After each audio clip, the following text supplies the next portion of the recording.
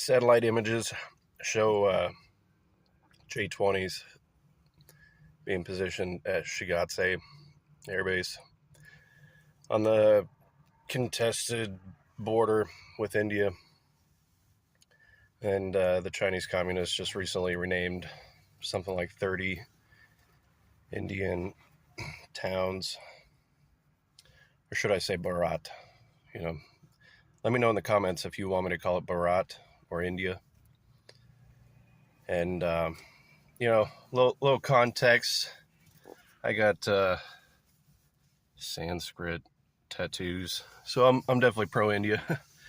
And China's new tank, it can transit the Khyber Pass.